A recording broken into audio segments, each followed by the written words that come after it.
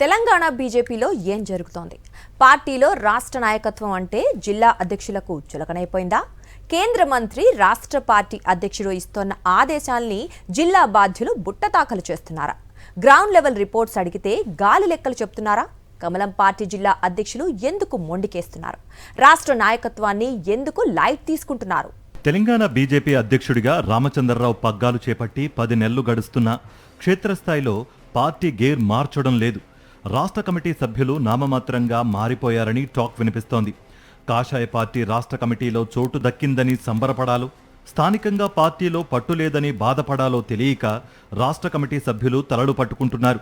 రాష్ట్ర ప్రధాన కార్యదర్శి వీరేందర్ గౌడ్ సొంత ఇలాకా తుక్కుగూడలో ఆయనకు చెప్పకుండానే పార్టీ పట్టణ అధ్యక్షుడి ఎంపిక జరిగిందట. ఇటు ఇబ్రహీంపట్నంలో రాష్ట్ర కార్యదర్శి కొప్పు భాషకు కూడా ఇదే తరహాలో అవమానం జరిగిందని చెబుతున్నారు.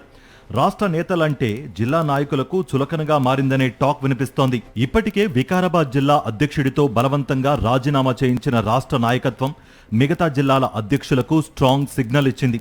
అయినా సరే జిల్లా బాధ్యతలు లెక్క చేయడం లేదనే విమర్శలు వినిపిస్తున్నాయి. ఓవైపున ప్రధాని మోదీ పర్యటన ఖరారైంది. మరోవైపు జిల్లా అధ్యక్షులు జన సమీకరణపై కదలడం లేదని రాష్ట్ర నాయకత్వం ఆందోళన చెందుతోంది. మేడ్చల్ లాంటి కీలక జిల్లాకు అధ్యక్షుణ్ణి నియమించలేక 10 నెలలుగా కసరత్తు చేస్తూనే ఉన్నారు.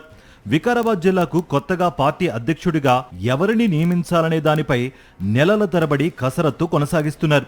ఇక రాష్ట్ర వ్యాప్తంగా ఉన్న జిల్లా పార్టీ అధ్యక్షుల్ని గ్రౌండ్ రిపోర్ట్స్ ఇవ్వమంటే గాలి రిపోర్ట్స్తో సరిపెడుతున్నారని అధిష్టానం ఓ రేంజ్లో ఫైర్ అవుతోంది. జిల్లా అధ్యక్షుల తీరుతో విసిగిపోయిన రాష్ట్ర నాయకత్వం ఇకపై కఠినంగా వ్యవహరించాలని భావిస్తోంది.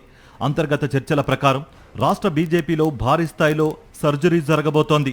ఎస్ఐఆర్ కార్యక్రమంపై క్షేత్రస్థాయిలో పనిచేయని వారిపై వచ్చిన నివేదికల ఆధారంగా జిల్లా అధ్యక్షులను ఒక్కొక్కరిని ఇంటికి పంపేందుకు లిస్ట్ రెడీ అయిందట. మొండికేస్తున్న వారికి చెక్ పెట్టేందుకు రామచంద్రరావు అల్టిమేటం జారీ చేశారు.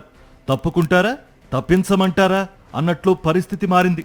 త్వరలోనే తెలంగాణ కమలదళంలో పెను మార్పులు ఖాయమని స్పష్టమవుతోంది.